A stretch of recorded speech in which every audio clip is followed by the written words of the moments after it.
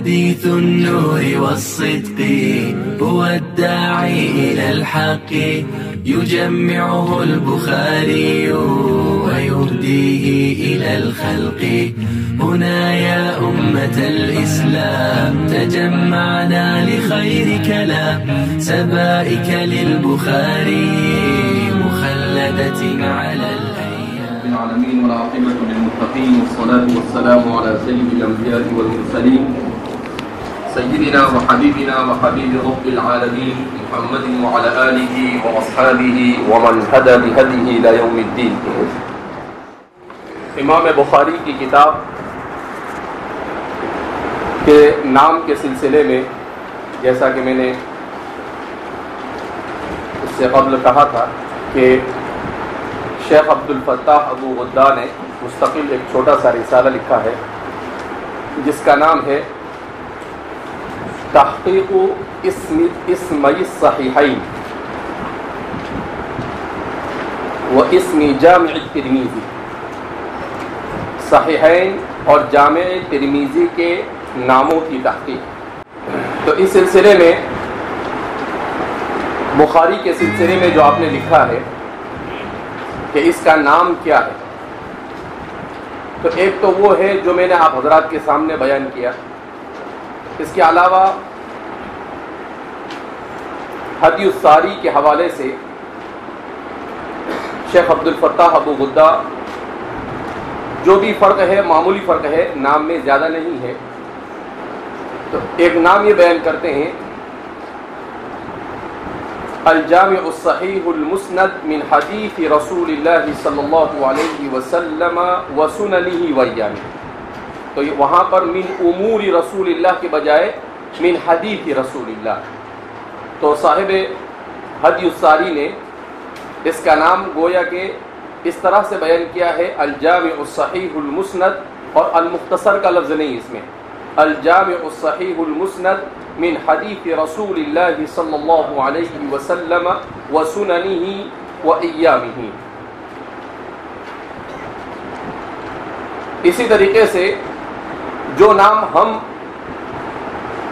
بہت دنوں سے جس کا ہم ورد کر رہے ہیں اور جس کو ہم یاد کر رہے ہیں، اس نام کے سلسلے میں شیخ عبد الفتاح ابو غدہ فرماتے ہیں کہ قال ابن الصلاح فی مقدمته فی علوم الحدیث فی النوع الاول الصحیح فی الفائدة السادسة اسمه الذي سماه البخاری به الجامع المسند الصحیح المختصر من امور رسول اللہ صلی اللہ علیہ وسلم وسننہ وایامہ. تو اس سلسلے میں مقدمہ ابن الصلاح کے مصنف کا یہ دعویٰ ہے، جو علوم حدیث کی اہم ترین کتاب مانی جاتی ہے مقدمہ ابن الصلاح. تو اس کتاب میں امام بخاری کے حوالے سے انہوں نے کہا ہے کہ امام بخاری نے جو نام رکھا ہے وہ ہے الجامع المسند الصحیح المختصر من امور رسول اللہ صلی اللہ علیہ وسلم وسننہ وایامہ.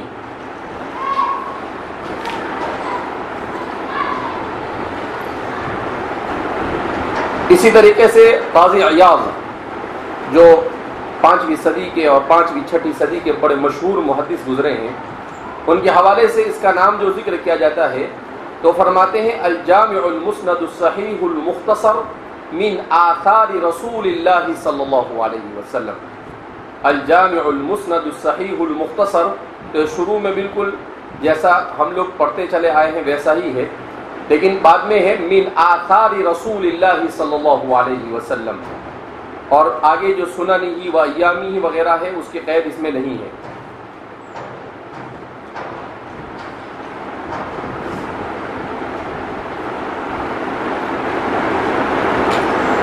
اسی طریقے سے امام نووی نے کہا کہ وہی نام صحیح ہے جو مقدمہ ابن الصلاح میں ابن الصلاح نے بیان کیا ہے، الجامع المسند الصحیح المختصر من امور رسول اللہ صلی اللہ علیہ وسلم. تو اس سلسلے میں امام نووی جو شارح مسلم اور بڑے مشہور اسلامی تاریخ کے محدث فقیہ اور مفسر گزرے ہیں، لغت اور ہر فن مولا تھے، انہوں نے کہا ہے کہ وہی صحیح ہے، اور امام بخاری ہی نے گویا کہ وہ نام اپنی کتاب کا رکھا ہے. اسی طریقے سے ابن رشد السبتی الاندلسی، انہوں نے بھی یہی بیان کیا ہے کہ ابن الصلاح کا جو دعویٰ ہے وہ بالکل صحیح ہے۔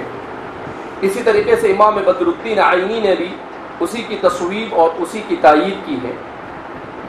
تو اس کا مطلب یہ ہے کہ جو نام عام طور پر بخاری کا ہم لوگ یاد کر چکے ہیں الحمدللہ وہی نام صحیح ہے، اگرچہ تھوڑے سے فرق کے ساتھ دوسرے لوگوں نے بھی اس کے نام کے سلسلے میں کچھ چیزیں کیا کی ہے، بیان کی ہے۔ اس کے علاوہ مسلم شریف اور جامع ترمذی کے نام پر بھی تفصیل کے ساتھ شیخ عبد الفتاح ابو غدہ نے کلام کیا ہے۔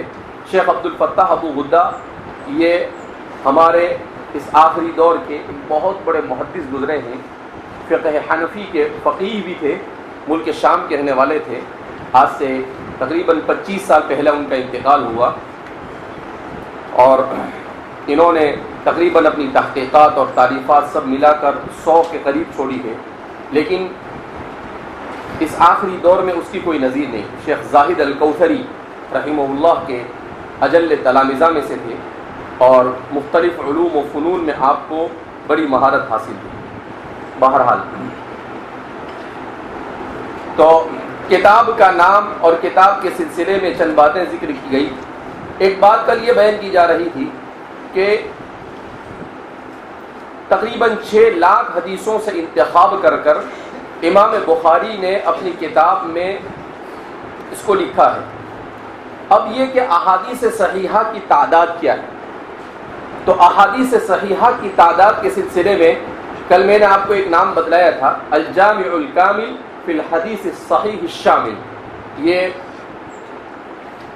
ابو احمد محمد عبداللہ الاعظمی المعروف بالضیاء، جن کے بارے میں نے کہا تھا کہ ہندو دھرم کو چھوڑ کر اسلام میں داخل ہوئے، اور پھر اس کے بعد آپ نے مدینہ میں جا کر علم حدیث کو پڑھا مکہ مکرمہ میں، اور مدینہ میں سکونت پذیر ہوئے، اور ابھی تقریباً 6-8 مہینے پہلے ان کا انتقال ہوا۔ 1-1.5 سال پہلے میری ان سے بات بھی ہوئی تھی، اور میں نے ان سے کہا تھا کہ مدینہ آؤں گا تو میری آپ سے ملاقات کرنے کی تمنا ہے، تو انہوں نے کہا کہ بالکل آپ سے ضرور ملیں گے، لیکن بہرحال ان کی عمر نے وفا نہیں کی اور ان کا انتقال ہو گیا۔ تو انہوں نے اچھا کام کیا ہے، الجامع الکامل فی حدیث الصحیح الشامل المرتب علی ابواب الفقہ۔ تو استاد الحدیث الشریف وعمید کلیت الحدیث بالجامعۃ الاسلامیہ فی المدینہ المنورہ سابقا والمدرس فی المسجد النبوی الشریف، مسجد نبوی میں بھی انہوں نے تدریس کی ہے اور جامعہ میں۔ انہوں نے احادیث صحیحہ کو یکجا کرنے کی کوشش کی ہے۔ یہ تقریباً 12 جلدوں میں ہے۔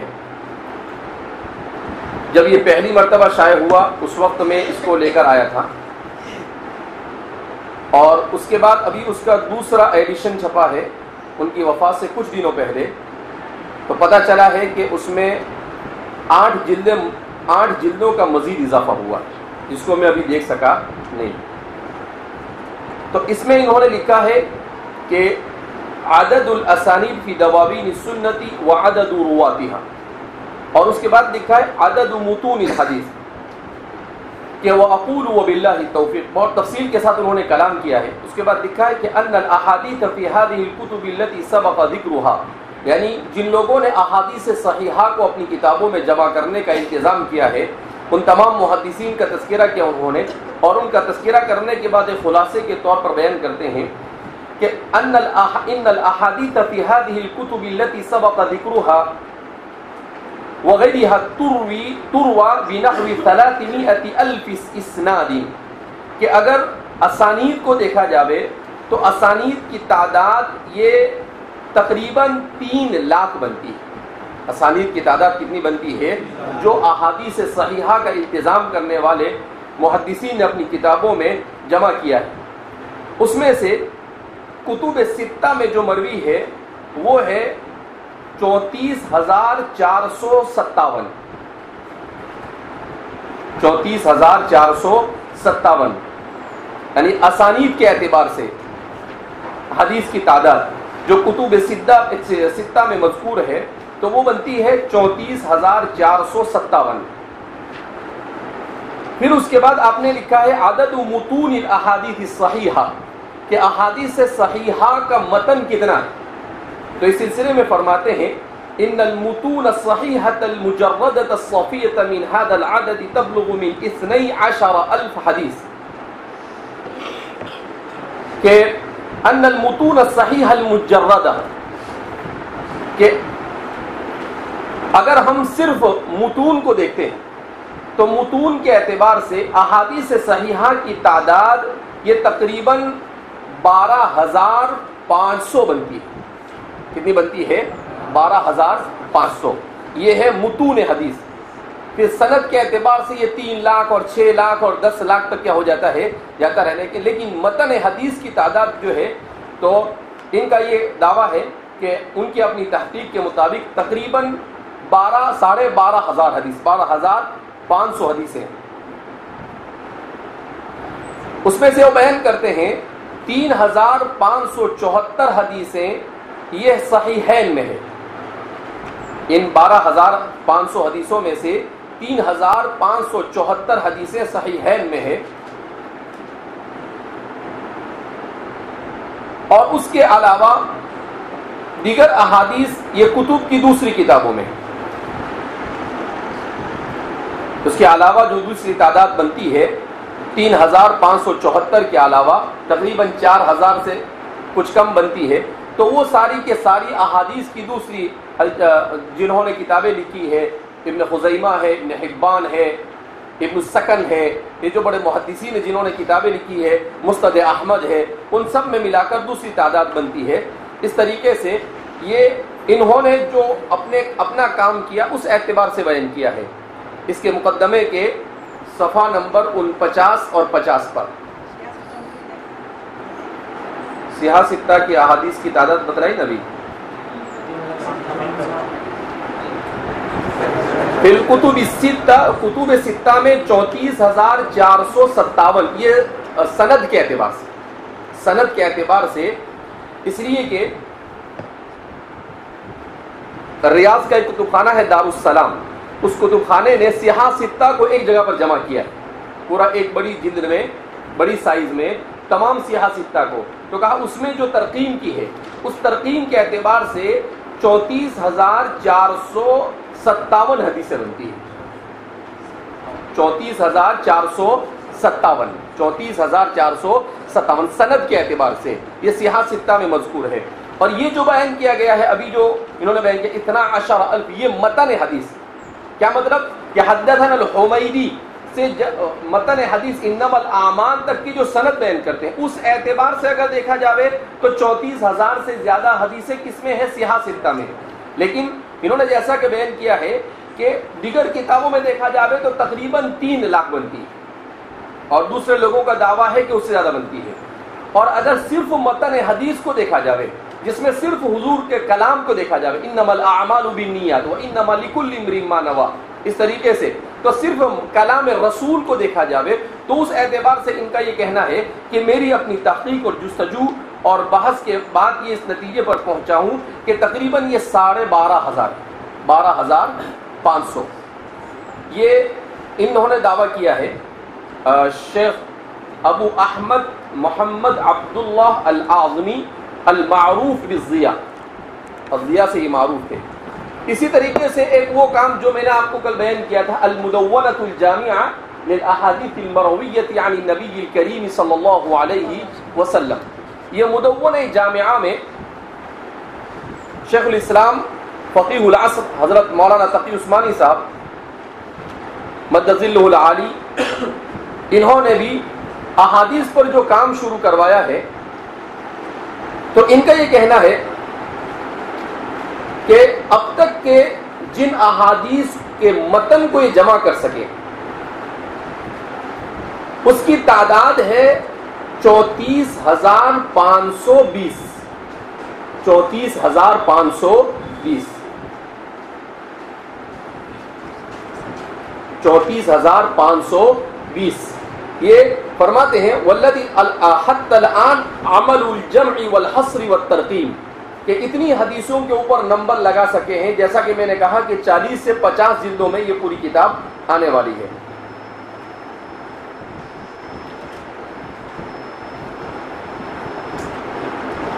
اور فرماتے ہیں کہ ان کو جب تمام الگ الگ طرق سے جمع کیا گیا تو طرق کے اعتبار سے ان احادیث کی تعداد جو اس کتاب میں آئے گی وہ 3,31,987. وہ کتنی بنتی ہے؟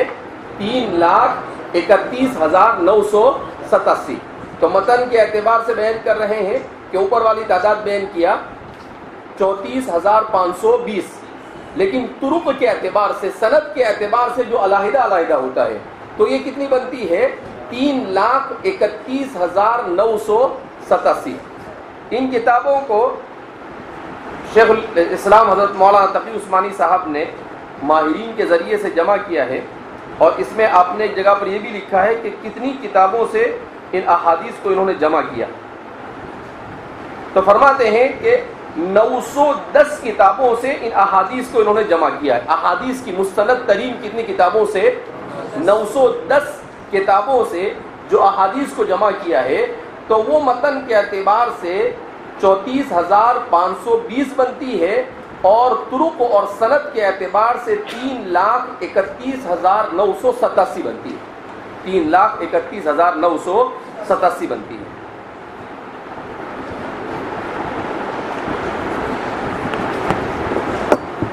اسی لیے کل ہی ہم نے کہا تھا کہ یہ اللہ رب العزت نے اس دین کو ایسی زندگی بخشی ہے کہ قیامت تک اس طرح کے کام ہوتے ہی رہیں گے انشاءاللہ، اور اس کا یہ کام بند ہوں گے بھی. جیسے جیسے زمانہ بڑھے گا نئے نئے انداز میں قرآن اور حدیث کے اوپر کام ہوتے رہیں گے، اور یہ سلسلہ کبھی بند ہونے والا نہیں. کیوں؟ اس لیے کہ اصل میں اس علم کی نسبت یہ اللہ کی طرف ہے، اور اللہ کی ذات لامحدود ہے، اس کا علم لامحدود ہے. لہذا انسان اپنی تمام تر کوشش کے باوجود بھی اللہ کے علم لامحدود تک نہیں پہنچ سکتا. اللہ کے علم لامحدود تک پہنچ سکتا نہیں. سارے انسان مل کر بھی کوششیں کر ڈالیں تب بھی وہ اللہ رب العزت کا جو علم ہے، اللہ رب العزت نے جیسا کہ بیان کیا کہ وہ ایک قطری تک پہنچے گا، قطرے تک بھی نہیں. کہاں تک پہنچے گا؟ قطری تک. بِمَ يَرْجِعُ مِنْ قَالُ الْعُصْفُورِ، کہ چڑیا پانی پیتی ہے تو آدھا اس کے منہ میں جاتا ہے اور آدھا دوبارہ گر جاتا ہے. اتنا ہی، جیسا کہ اس سے پہلے حضرت خضر علیہ السلام اور موسیٰ علیہ السلام کے واقعے کے ذیل میں اس کو بیان کیا گیا. بہرحال تو اس کتاب میں احادیث کی تعداد کتنی ہے اور احادیث صحیحہ کی تعداد کتنی ہے، اس سلسلے میں بات بیان کی گئی. اب ایک بات یہاں پر ہمیں یہ سمجھنی ہے کہ اس کتاب کا جو نام ہے الجامع المسند الصحیح المختصر من امور رسول اللہ صلی اللہ علیہ وسلم وسننہ وایامہ، تو اس کا ایک ایک لفظ جو امام بخاری نے اپنی کتاب کا نام رکھا ہے، تو اس کا ایک ایک لفظ یہ کتاب کی غرض و غایت کی طرف اشارہ کرتا ہے، کتاب کی حقیقت کی طرف اشارہ کرتا ہے. لہذا اس بنا پر اس کے ہر لفظ کو اب ہم سمجھنے کی کوشش کرتے ہیں تاکہ پورے طور پر کتاب کیا ہے، کتاب کی حقیقت کیا ہے، اور کتاب کی تالیف کا مقصد کیا ہے، کتاب کی تالیف کا طریقہ کیا ہے، وہ ساری کی ساری چیزیں اس کے جتنے بھی اجزاء ہیں، ان اجزاء کے سمجھنے سے ہمیں کیا ہو جائے گی؟ سمجھ میں آ جائے گی. تو سب سے پہلا لفظ ہے الجامع. سب سے پہلا لفظ کیا ہے؟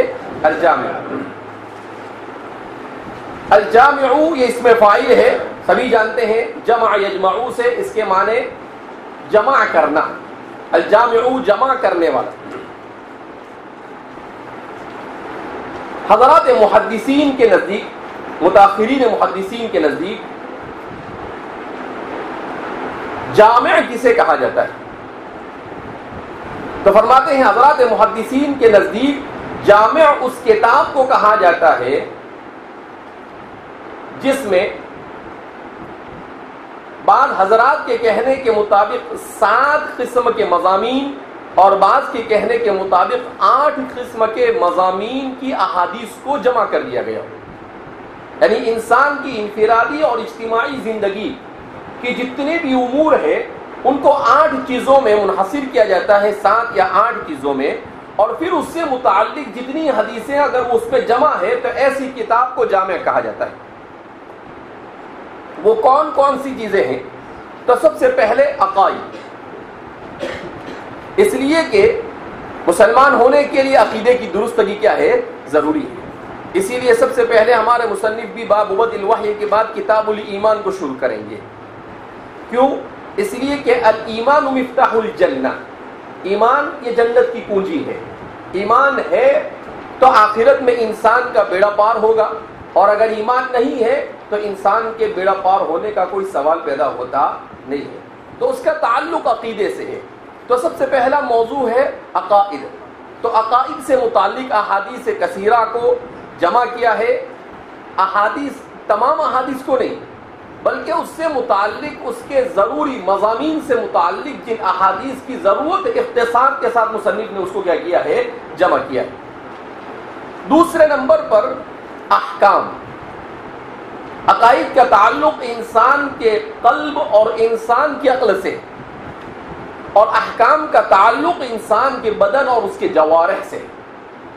احکام کا تعلق کس سے؟ انسان کے بدن اور اس کے جوارح سے۔ انسان یہ دو چیزوں کا مجموعہ ہے، ایک ہے روح اور دوسرا ہے جسم۔ دو میں سے کوئی ایک نہیں ہو تو انسان نہیں ہوتا ہے۔ لہذا عقائد کا تعلق انسان کی روح اور انسان کی عقل سے، اور احکام کا تعلق انسان کے بدن سے۔ احکام کا تعلق کس سے ہے؟ تو یہ دنیا میں بہت اساس اور بنیاد کی حیثیت رکھتی ہے چیزیں۔ آپ نے اگر الفوز الکبیر پڑھی ہوگی تو الفوز الکبیر میں آپ نے پڑھا ہوگا کہ شاہ ولی اللہ صاحب محدث دہلوی رحمۃ اللہ علیہ نے بیان کیا کہ قرآن کریم کے مضامین کو 5 چیزوں میں منقسم کیا جا سکتا ہے۔ کیا کہا انہوں نے؟ علم المخاصمہ، پہلا سب سے پہلا بیان کرتے ہیں وہ علم المخاصمہ، دوسرا بیان کرتے ہیں علم الاحکام، تیسرا بیان کرتا ہے التذکیر بآلاء اللہ، چوتھا بیان کرتے ہیں التذکیر بایام اللہ، اور پانچواں بیان کرتے ہیں علم المعاد، آخرت کے۔ تو یہ 5 چیزیں پورے قرآن کے مضامین کو شاہ ولی اللہ صاحب محدث دہلوی رحمۃ اللہ علیہ فرماتے ہیں اگر اسے ہم اختصار کے ساتھ جاننا چاہے تو علوم قرآن ان 5 چیزوں میں سمیٹ جاتے ہیں، ورنہ قرآن کریم کے علوم کی تعداد کے سلسلے میں علماء نے بہت کلام کیا ہے۔ علوم القرآن مستقل ایک وسیع علم ہے جس نے ہمارے اس زمانے میں آخری 100-200 سال میں بڑی ترقی کی ہے۔ کسی نے کہا علوم القرآن کی تعداد 100 ہے، کسی نے کہا 300 ہے، کسی نے کہا 700 ہے، کسی نے کہا 3 لاکھ علوم القرآن کی کیا ہے؟ تعداد ہے۔ لیکن ان سب کو چھوٹی چھوٹی چیزوں کو الگ کر دیا جاوے تو بہت پھیل جاتا ہے، تو ان سب کو جمع کیا کہ مضامین قرآن کو اگر جمع کیا جاوے تو فرماتے ہیں کہ یا تو اس کا تعلق علم المخاصمہ سے ہوگا، جس کو علم الکلام بھی کہا جاتا ہے، جس کو علم العقیدہ بھی کہا جاتا ہے، جس کو علم التوحید بھی کہا جاتا ہے۔ یہ سارے نام اس کو دیے جاتے ہیں، کوئی اس کو علم الکلام کہتا ہے، کوئی اسے علم العقیدہ کہتا ہے، کوئی اسے علم التوحید کہتا ہے، تو الگ الگ نام دیے جاتے ہیں، لیکن حقیقت میں وہ کیا ہے؟ علم المخاصمۃ والجدل ہے۔ شاہ ولی اللہ صاحب محدث دہلوی رحمۃ اللہ علیہ کے مطابق سوال پیدا ہوتا ہے ایسا کیسا نام دیا انہوں نے؟ اس لیے کہ اس دنیا میں انسان کے اختلاف کی سب سے بنیادی چیز کیا ہے؟ عقائد کا اختلاف۔ ہم سب اللہ کو ایک مانتے ہیں۔ عیسائی کہتے ہیں اللہ ہے مگر 3 مل کر ایک اللہ ہے۔ ارے بھائی 3 مل کر کیسے ایک؟ تو بولے 3 ایک نہیں ہو سکتا ہے، اور 1 3 نہیں ہو سکتا ہے، یا تو توڑ کر ہوگا یا جوڑ کر ہوگا، اس کے بغیر ممکن نہیں۔ کہا نہیں ایسا نہیں، کہا 3 ایک ہے۔ اسی لیے حضرت مولانا تقی عثمانی صاحب نے بائبل سے قرآن تک حضرت مولانا رحمت اللہ صاحب کی کتاب کی ظہار الحق کا جو ترجمہ کیا ہے اردو میں 3 جلدوں میں ہے، اس کے مقدمے میں آپ نے بڑی اچھی چیز لکھی ہے کہ ان کا سب سے بنیادی عقیدہ تثلیث ہے، عقیدہ تثلیث، ان اللہ ثالث ثلاثہ، جس کو قرآن کریم میں بیان کیا۔ کہا اس بنیادی عقیدے کو بھی آج تک عیسائی علماء سمجھا نہیں سکے، آج تک کہ وہ اس تثلیث کے عقیدے، جیسے ہم توحید کو سمجھا لیتے ہیں مگر وہ تثلیث کو نہیں سمجھا پاتے ہیں۔ کہا 3 مل کر ایک، کہا بھائی 3 مل کر ایک کیسے ہوگا؟ ذرا بتاؤ تو صحیح، الگ ہی رہے گا۔ کہا کہ کون کون؟ کہا کہ عیسیٰ علیہ السلام، اللہ، عیسیٰ اور مریم۔ کہا یہ 3 مل کر ایک، 3 مل کر ایک کیسے ہوں گے؟ تو پھر کیا کہتے ہیں؟ اللہ عرش سے اتر کر عیسیٰ علیہ السلام میں حلول کر گیا، حضرت عیسیٰ میں حلول کیا ہے؟ پھر بھی تو دو رہے نا، مریم تو الگ ہی ہوئی نا. تو پھر کیا کہیں کہ مریم عیسیٰ علیہ السلام مریم کے اندر سے نکلے لہذا وہ سب ملا. ارے ایسے کیسے ہو گیا؟ تو کچھ بھی بکواس، کوئی اس کی حقیقت نہیں. تو سمجھا نہیں سکے. تو مولانا تقی صاحب کہتے ہیں کہ آج تک کہ وہ اپنی تثلیث کو ہی نہیں سمجھا سکے. کہا بہت سارے لوگ عیسائیت سے اسلام کی طرف اسی لیے آتے ہیں کہ وہ کہتے ہیں کہ یہ ان کا بنیادی عقیدہ یہی نہیں سمجھا سکتے اب تک کہ ہم کو، تو دوسری چیز تو بہت دور کی بات ہے. تو علم المخاصمہ، بہرحال یہود کے یہاں پر بھی خرافات ہے، جیسا کہ قرآن کریم وقالت الیہود عزیر ابن اللہ وقالت النصارى المسیح ابن اللہ. اسی لیے کہتے ہیں نا کہ ایک مرتبہ بایزید بستامی کے درمیان اور ایک پادری کے درمیان محادثہ ہوا، مکالمہ ہوا. تو اس نے کہا کہ وہ کون سی قوم ہے جو سچی ہے اور اس کے باوجود جہنم میں جائے، اور وہ کون سی قوم ہے جس نے جھوٹ بولا اس کے باوجود جنت میں جائے. تو لوگ حیران ہو گئے کہ ایسا کیسے ہو سکتا ہے، جھوٹے جنت میں جاوے اور سچے جہنم میں جاوے. کہا ہاں، انہوں نے قرآن سے ثابت کر کے بتایا. کہا کیسے؟ قالت الیہود لیست النصارى علی شیء وقالت النصارى لیست الیہود علی شیء. دونوں سچے ہیں. یہود کہتے ہیں کہ نصارہ حق پر نہیں، اور نصارہ کہتے ہیں یہود حق پر نہیں. برابر ہے، دونوں حق پر نہیں. تو سچے ہیں اس بات میں، اس بات میں کیا ہے؟ سچے، لیکن دونوں باطل ہے. لہذا فرماتے ہیں کہ اس ایک بات میں سچے ہونے کے باوجود بھی وہ استحقاق جنت نہیں. کیوں؟ اس لیے کہ وہ اس لیے ایک دوسرے کو باطل کہہ رہے ہیں کہ اپنی برتری ثابت کرنا چاہ رہے ہیں. وہ حق کو قبول نہیں کر رہے ہیں، وہ حق کو قبول نہیں کر رہے ہیں. اور کہا کہ وہ کون لوگ ہیں جو جھوٹے ہیں اس کے باوجود کہاں جائیں گے؟ جنت میں. کہا اخوان یوسف، کہ انہوں نے جھوٹ بولا. سولت لهم انفسهم، لیکن کیونکہ یوسف علیہ السلام نے ان کو معاف کر دیا. لا تثریب علیکم اليوم یغفر اللہ لنا ولکم، معاف کر دیا تم کو. یعقوب علیہ السلام نے بھی ان کے لیے دعا کر دی، اور ان کو بھی اپنے اس گناہ پر اور معصیت پر کیا ہوئی؟ ندامت ہوئی. تو وہ معاف ہو جائیں گے اور کہاں چلے جائیں گے؟ جنت میں چلے جائیں گے. بہرحال تو میں یہ بتلانے جا رہا تھا کہ جیسے انہوں نے اسی طریقے سے ہمارے محدثین نے بھی ان کو جمع کرنے کی. تو سب سے پہلا بیان کر رہے ہیں علم العقائد، دوسرے نمبر پر علم الاحکام، تیسرے نمبر پر علم السیر والمغازی. علم السیر والمغازی،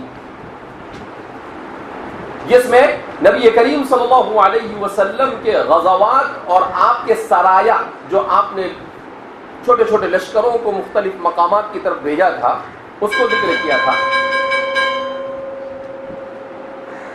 تو علم السیر والمغازی، اس سے متعلق احادیث کو جمع کیا گیا ہو. تیسرے نمبر پر بیان کرتے ہیں علم الفتن، فتن سے متعلق احادیث کو جمع کیا گیا. چوتھے نمبر پر، چوتھا نمبر ہے نا. پانچویں نمبر پر اشراط الساعہ، قیامت کی نشانیاں. فتن اور اشراط دونوں کو الگ الگ بیان کیا ہے. کیوں؟ اس لیے کہ فتن جو ہے یہ مختلف قسم کے ہیں. کچھ فتن وہ ہے جو قیامت سے بہت پہلے وقوع پذیر ہو چکے، اور کچھ فتن وہ ہے جو ابھی وقوع پذیر ہو رہے ہیں، اور کچھ وہ ہیں جو قیامت سے پہلے ہوں گے. تو اشراط الساعہ اور فتن اس کو عام طور پر ایک سمجھا جاتا ہے، لیکن ہمارے محدثین کہتے ہیں دونوں الگ الگ چیزیں ہیں. اشراط الساعہ الگ ہے، اور فتن میں عموم ہے، اور اشراط الساعہ میں کیا ہے؟ خصوص ہے. عموم خصوص ہے دونوں کے درمیان. تو فتن ہے اشراط الساعہ. کتنے ہوئے؟ 6، 5. اشراط الساعہ لکھا. ہاں.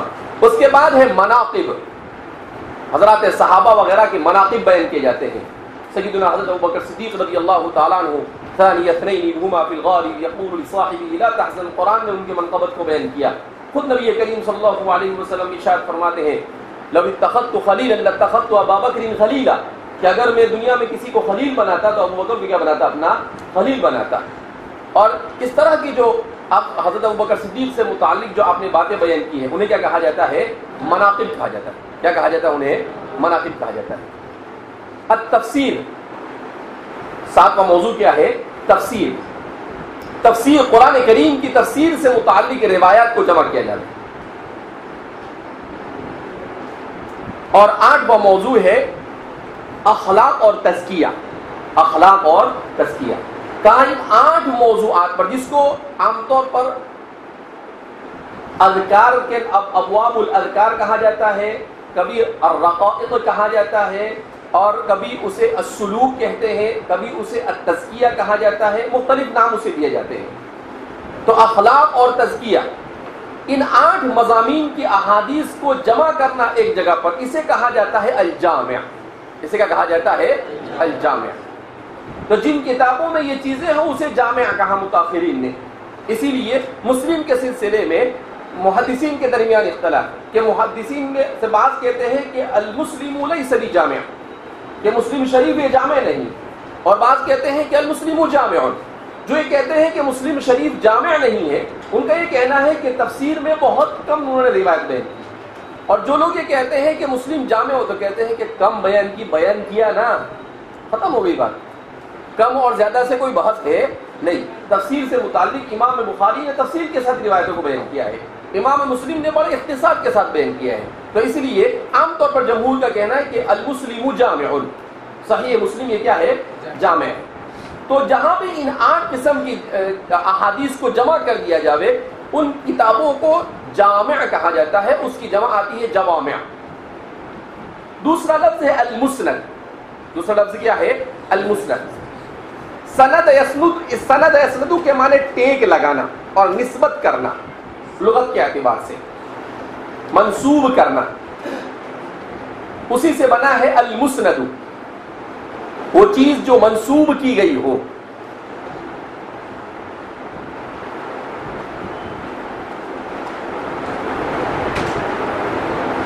اصطلاح محدثین کے باب میں مسند کس کو کہتے ہیں؟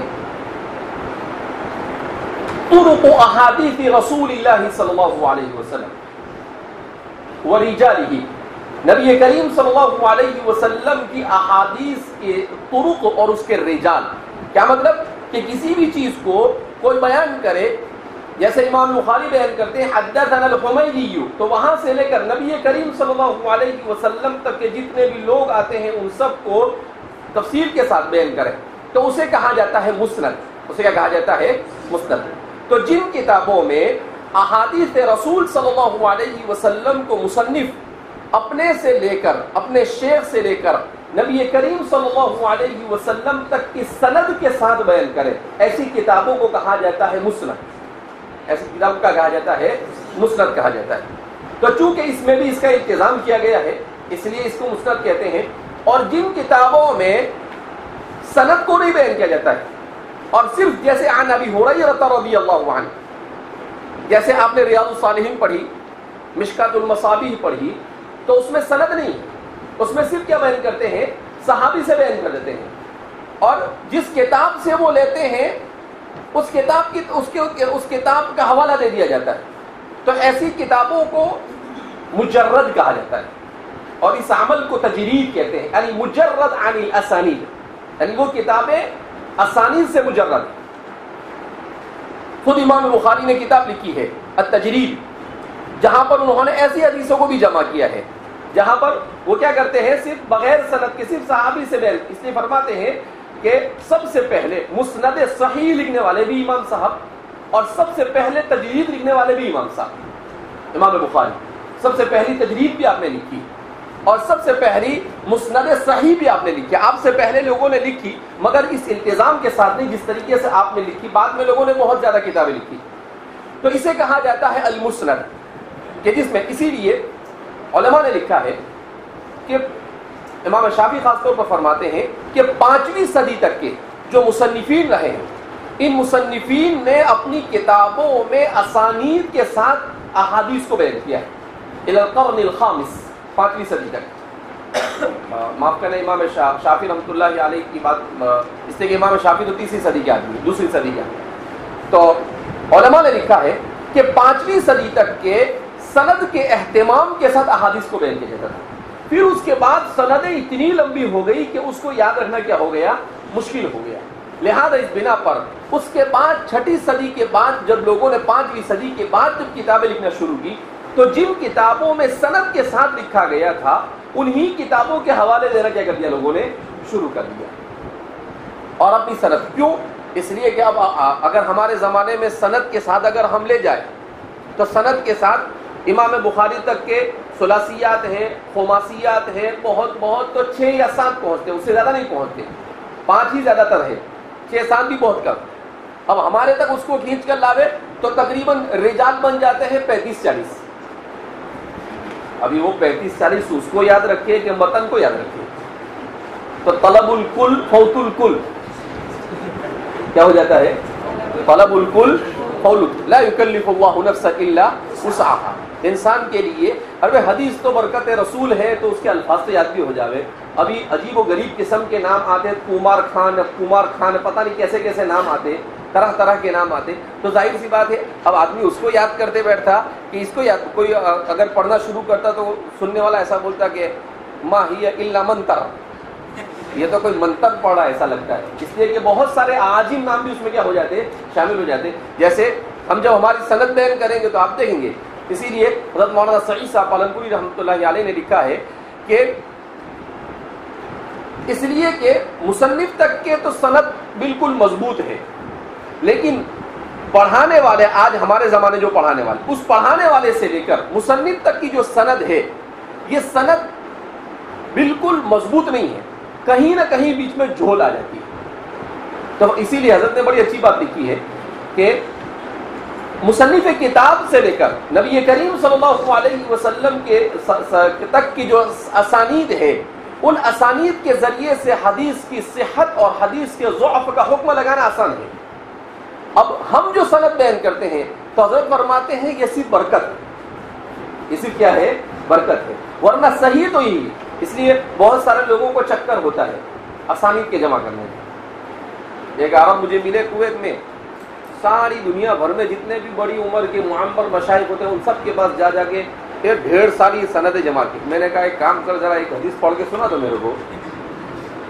اب وہ حدیث پڑھنے کے لیے تو میں نے بھی کیا کیا، ایسی حدیث دیا جس پر اعراب نہیں لگا تھا، اعراب لگا تو کوئی بھی پڑھ دے رہے، اب وہ پڑھ ہی نہیں سکا۔ میں نے اس کو کہا کہ شیخ هذه الاسانید لا تنفعك، بھلا یہ ڈھیر ساری حدیثیں اتنی ساری بیگ میں لے کے گھوم رہا ہے۔ میں نے کہا ان تحمل علیہ یلحظ او تترکہ یلحظ جیسا ہے، اس کا کوئی فائدہ نہیں۔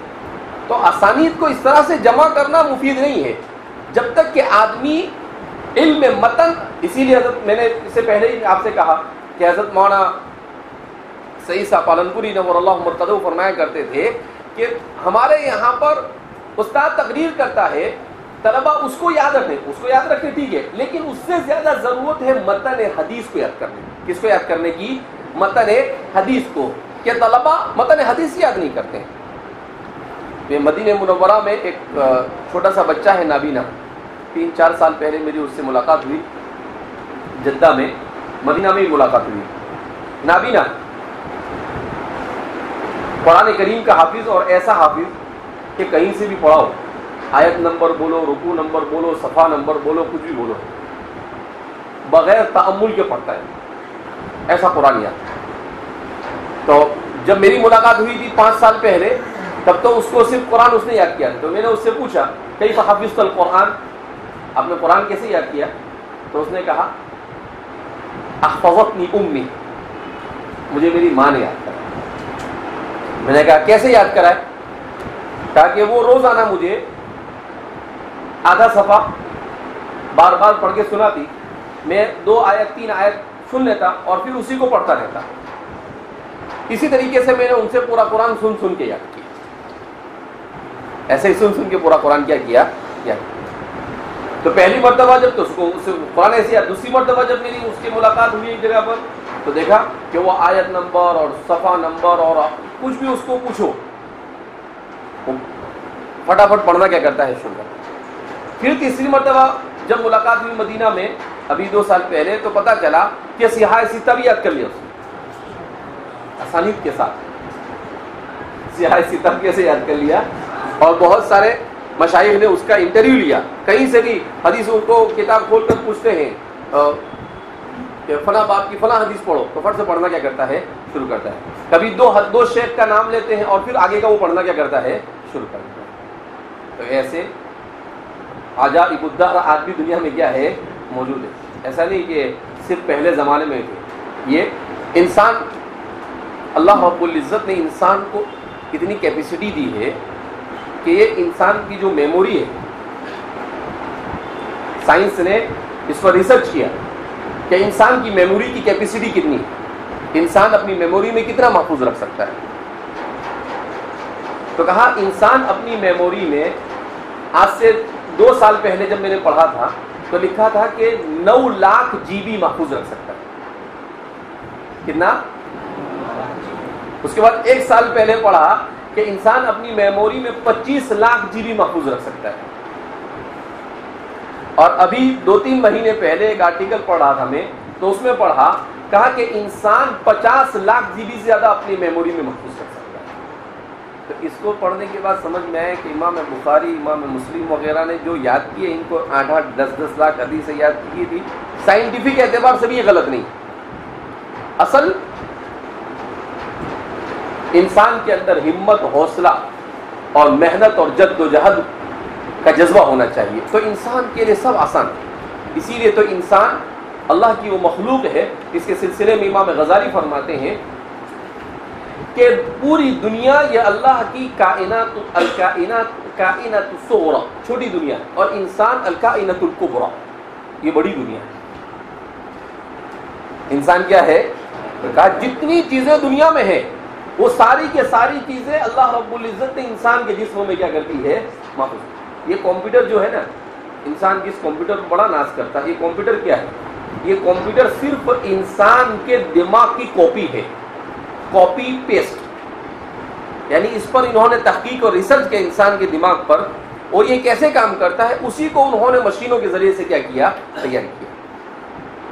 لیکن اس کے باوجود بھی انسان کے دماغ تک وہ کوئی پہنچ سکتا نہیں. اب دیکھو کیمرہ کیا ہے؟ انسان اس پر ناز کرتا ہے کہ اس نے کیمرہ ایجاد. کیمرہ انسان کی آنکھ کی نقل. کیمرہ کیا ہے؟ انسان کے آنکھ کی نقل. اسی طریقے سے مائک وغیرہ یہ کیا ہے؟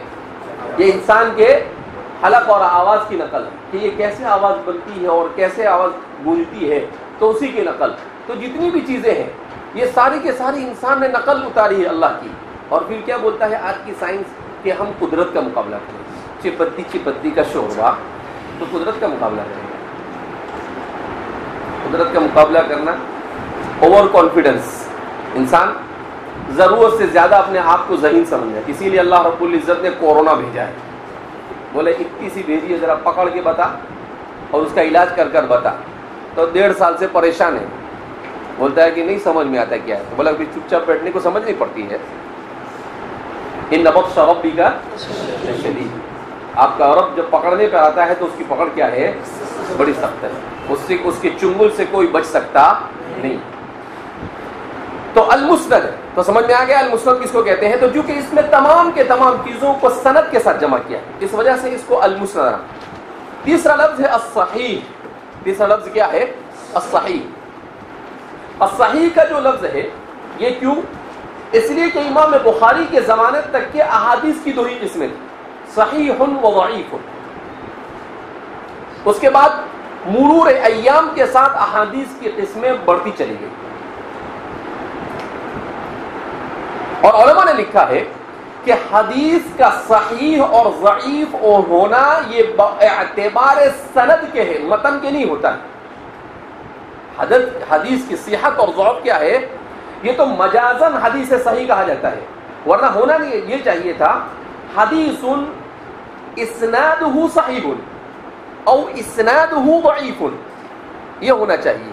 لیکن ابھی اتنا لمبا کون بولے، کیونکہ انسان تو شارٹ کٹ راستہ ڈھونڈتا ہے نا زیادہ. تو اس لیے شارٹ کٹ اس نے کہا حدیث صحیح یا الحدیث صحیح یا الحدیث ضعیف. تو حدیث صحیح کس کو کہتے ہیں؟ جو صحیح سند کے ساتھ نبی کریم صلی اللہ علیہ وسلم سے ثابت ہو. اسی لیے فرماتے ہیں کہ امام بخاری نے اپنی کتاب میں صرف اور صرف صحیح کو جگہ دی. سند کے ساتھ جتنی حدیثیں بیان کی ہے وہ صرف صحیح، اور شواہد اور متابع کے طور پر جو بیان کیا ہے وہ سند کے ساتھ نہیں بیان کیا ہے، وہ اس کو شمار نہیں کیا جاتا. اسی لیے اس کو الگ سے شمار کرتے ہیں، وہ دوسروں کے حوالے سے بیان کرتے ہیں. اور امام مسلم نے حدیث صحیح اور حدیث حسن یہ دونوں کو جمع کیا ہے. اور ان کے علاوہ جو صحاح ستہ کے دوسرے مصنفین ہیں انہوں نے احادیث صحیحہ، احادیث حسنہ اور احادیث حسن لغیرہ تینوں کو جمع کیا، حسن لغیرہ کو بھی جمع کیا انہوں نے۔ تو اس میں چونکہ صرف اور صرف صحیح حدیثیں ہیں جو سند کے اعتبار سے مکمل طور پر باوثوق ذرائع سے ان تک پہنچی ہے اور اس کو ٹھوک بجا کر امام بخاری نے اپنی کتاب میں جگہ دی ہے، اس وجہ سے اس کو کیا کہا ہے؟ الصحیح۔ اس کے بعد چوتھا لفظ ہے المختصر۔ چونکہ مصنف کا یہ دعویٰ نہیں ہے کہ ساری احادیث کو انہوں نے کیا کیا ہے، احادیث صحیحہ کو اکٹھا کیا ہے، جیسا کہ غیر مقلدین سمجھتے ہیں۔ یہ ان کی کج فہمی ہے یا کم فہمی ہے یا ناقص علمی ہے کہ وہ اس طرح سے کہتے ہیں کوئی بات کو بخاری کی حدیث ہے۔ اسی لیے پاکستان کے کسی عالم ہے کا نام مجھے معلوم نہیں ہے، لیکن انہوں نے کتاب لکھی ہے غیر مقلدین امام بخاری کی عدالت میں، غیر مقلدین امام بخاری کی۔ تو انہوں نے کیا کیا کہ غیر مقلدین ان حدیثوں کو وہاں پر ثابت کر کے بتایا کہ یہ وہ حدیثیں ہیں جس پر غیر مقلدین عمل نہیں کرتے جبکہ یہ بخاری میں موجود ہے۔ تو ان کا بخاری کا سارا بخار اتار دیا انہوں نے۔ اگر بخاری کا بخار چڑھا ہوا ہے تو پھر یؤمنون ببعض ویکفرون ببعض نہیں چلے گا کہ اچھا اچھا ہب ہب اور کڑوا کڑوا تو دو، کہ اپنے کو اچھا لگے تو ٹھیک ہے اور نہیں اچھا لگے ذرا سخت ہے تو پھر چھوڑ دو، کہا کہ نہیں چلے گا۔ تو انہوں نے کتابیں لکھی، نام بھی بڑا اچھا رکھا، غیر مقلدین امام بخاری کی عدالت۔ کہ آجا بھائی عدالت بخاری، بخاری کا بخار ہے تیرا، چل اتارتا ہوں۔ تو اس لیے المختصر، خود مصنف علام فرما رہے ہیں المختصر کہ ہر باب سے متعلق چونکہ اصل مقصد عمل کروانا تھا اور عمل کروانے کے لیے سب کا جمع ہونا ضروری نہیں تھا، یہ سب اللہ کی طرف سے حکمت ہے۔ اگر امام بخاری سب جمع کر دیتے ایک تو حجم بڑھ جاتا، ایک تو حجم کیا ہو جاتا؟ بڑھ جاتا، اور دوسرا یہ کہ لوگ بخاری کے علاوہ سب کچھ چھوڑ دیتے، بولے کیوں؟ سب اسی میں ہے نا، بخاری کے علاوہ دوسری سب چیزوں کو کیا کر دے؟ چھوڑ دے۔ کہا کیوں؟ کہ بھائی اسی میں، جب نہیں وہ خود مختصر کہہ رہے ہیں تب بھی بخار چڑھا ہوا ہے، تو اگر انہوں نے احصاء کر دیا ہوتا، استیعاب کیا ہوتا تو پتہ نہیں کیسا بھوت سوار ہو جاتا۔ کہ المختصر، تو کہا کہ جو ضروری اور بنیادی عمل کے لیے تصور کیا صرف اس کو جگہ دیا ہے اختصار کے ساتھ۔ اس کے بعد فرماتے ہیں من امور رسول اللہ صلی اللہ علیہ وسلم، یہ چار الفاظ ہو گئے۔ اس کے بعد امور، یہ جمع ہے امر ان کی، یعنی آپ صلی اللہ علیہ وسلم کے معاملات۔ کیا مطلب؟ کہ آپ صلی اللہ علیہ وسلم سے کے معاملات سے متعلق جتنی بھی چیزیں ہیں ان سب کو جمع کیا۔ اس کے بعد فرماتے ہیں سننہ و ایامہ، سنن یہ جمع ہے سنت کی، اور یہ امور ہی کی تفسیر ہے کہ امور سے مراد کیا ہے؟ تو کہا کہ امور سے مراد آپ کی سنتیں، امور سے مراد کیا ہے؟ آپ کی سنتیں۔ سنتن کے سلسلے میں ایک تو یہ کہ اس کے معنی لغوی، سنتن کے معنی لغوی آتے ہیں الطریقۃ، اور اس کے معنی اصطلاحی آتے ہیں الطریقۃ المسلوکۃ الثابتۃ من رسول اللہ صلی اللہ علیہ وسلم، وہ راستہ جو نبی کریم صلی اللہ علیہ وسلم سے ثابت ہو، اس کو کہتے ہیں سنت۔ سنت یہ اصولیین کے یہاں پر الگ ہے، محدثین کے یہاں پر الگ ہے، اور فقہا کے یہاں پر الگ ہے۔ فقہا کے یہاں پر سنت کس کو کہتے ہیں؟ جس کا درجہ فرض واجب کے بعد ہے اور مستحب اور مندوب سے پہلے، مباح مستحب اور مندوب سے پہلے۔ اب امور ستہ ہے نا، فرض، واجب، سنت، مستحب، مندوب اور مباح، یہ 6 چیزیں ہیں احکام شرعیہ جس سے فقہا بحث کرتے ہیں کہ کسی بھی چیز کو یا تو وہ ثابت کریں گے کہ یہ فرض ہے یا یہ واجب ہے یا یہ سنت ہے یا مستحب ہے یا یہ مندوب ہے یا یہ مباح ہے۔ تو ان میں سنت کس کو کہتے ہیں؟ کہ جو نہ واجب ہو، جو نہ فرض ہو بلکہ سنت ہو اس کے بعد کا درجہ، اسے سنت کہا جاتا ہے۔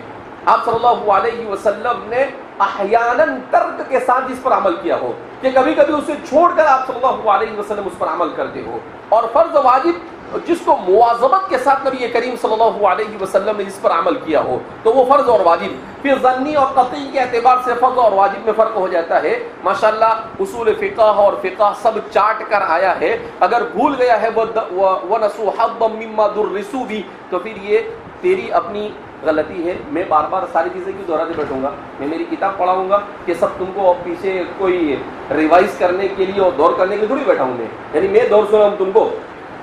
بہرحال تو وہ سننی تو سنت ایک ہے فقہا کے یہاں پر اور ایک ہے وہ سنت جو حضرات محدثین کے یہاں پر.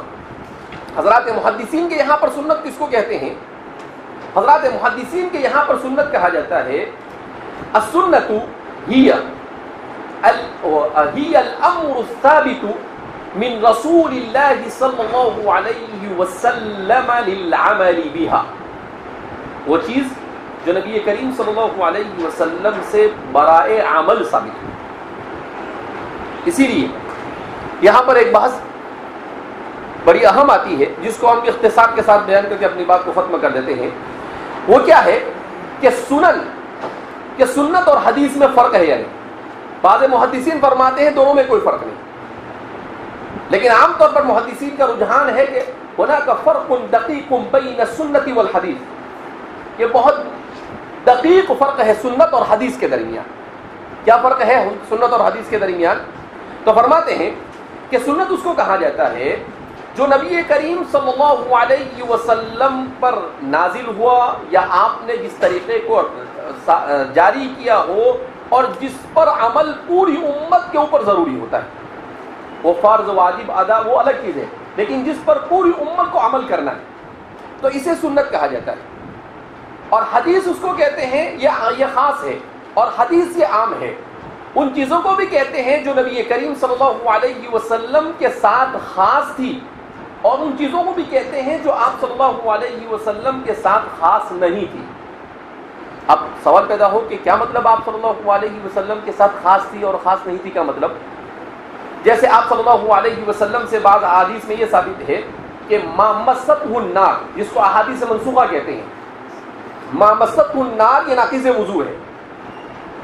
اب ما مستہ النار ناقض وضو ہے نہیں, حنابلہ کے نزدیک بھی روایتیں ہیں, لہذا اب یہ منسوخ ہو گیا. تو یہ حدیث تو ہے مگر سنت نہیں, اس لیے کہ لا یعمل علیہ, اس پر عمل کیا جاتا نہیں ہے. تو اس طرح کی احادیث منسوخہ ان کو سنن منسوخہ نہیں کہیں گے, ان کو کیا کہیں گے؟ احادیث منسوخہ. کیا کہیں گے ان کو؟ احادیث منسوخہ. اسی طریقے سے حدیث اس کو بھی کہتے ہیں کہ جو نبی کریم صلی اللہ علیہ وسلم کے ساتھ جو چیزیں خاص ہیں اور امت کے اوپر اس کا عمل نہیں کرنا ہے. جیسے آپ صلی اللہ علیہ وسلم کا 4 سے زائد بیویوں سے نکاح کرنا. آپ صلی اللہ علیہ وسلم نے 4 سے زائد بیویوں سے کیا کیا؟ نکاح کیا. تو یہ سنت نہیں, یہ حدیث ہے, اس پر عمل نہیں کر سکتے ہم. کیوں کہ خاص برسول اللہ صلی اللہ علیہ وسلم, یہ حضور کے ساتھ کیا تھا؟ خاص تھا. فتحجت به نافلۃ لک, یہ آپ صلی اللہ علیہ وسلم پر تہجد فرض تھی, لیکن امت کے اوپر فرض نہیں, امت پر کیا ہے؟ سنت. تو جو چیزیں نبی کریم صلی اللہ علیہ وسلم کے ساتھ خاص ہے اسے حدیث کہا جائے گا, اسے سنت نہیں کہا جائے گا. تو یہ ایک فرق بیان کیا جاتا ہے. اور بعض حضرات کا کہنا یہ ہے کہ یہ فرق کی ضرورت نہیں ہے, لیکن اگر ہم عقلی اعتبار سے بھی سوچے تو سمجھ میں آتا ہے کہ یہ فرق بہرحال جن لوگوں نے بیان کیا ہے وہ درست اور صحیح معلوم ہوتا ہے کہ عملی چیزیں ہیں اسے سنت کہا جاتا ہے, اور غیر عملی ہے اسے حدیث کہا جاتا ہے, سنت نہیں کہا جا سکتا ہے. تو سنت پر حدیث کا اطلاق ہو سکتا ہے مگر حدیث پر سنت کا اطلاق نہیں ہو سکتا ہے. تو وہ سننہ وہ ایامہ, اور آخری لفظ ہے وہ ایامہ, اور آپ صلی اللہ علیہ وسلم کے ایام. تو ایام سے مراد کیا ہے؟ ایام تو آپ جانتے ہیں, ایام یہ جمع ہے یوم کی, اس کے معنی تو آتے ہیں لیل و نہار, 24 گھنٹے کا پورا دن جو ہوتا ہے اسے کیا کہا جاتا ہے؟ یوم کہا جاتا ہے. یہاں ایام سے کیا مراد ہے؟ تو 2 قسم کی باتیں بیان کی جاتی ہیں. بعض حضرات نے کہا پر یہاں پر ایام سے مراد سیرت نبوی, آپ صلی اللہ علیہ وسلم کے اخلاق, آپ صلی اللہ علیہ وسلم کے شمائل, اور آپ صلی اللہ علیہ وسلم سے متعلق جتنی چیزیں ہیں وہ سب کے سب اس میں شامل ہیں. لیکن عام طور پر جمہور کا کہنا یہ ہے کہ ایام سے مراد یہاں پر کیا ہے، کہا اس کتاب میں جو نام میں لایا گیا ہے اس سے مراد سیر اور مغازی ہے، اس سے مراد کیا ہے، سیر اور مغازی ہے۔ تو چونکہ اس کتاب میں بھی سیر اور مغازی کو کیا ہے، مصنف نے تفصیل کے ساتھ جگہ دی ہے، اس لیے انہوں نے سننی ہی و ایامی ہی۔ بہرحال تو یہ پورا ہم نے، مصنف نے جو کتاب کا نام رکھا ہے اس کتاب کے ایک ایک لفظ کو ہم نے سمجھانے کی کوشش کی۔ اسی سے ہماری سمجھ میں آ جاتا ہے کہ مصنف کتاب نے، امام بخاری رحمہ اللہ نے اپنی اس کتاب میں کن چیزوں کو جمع کیا ہے۔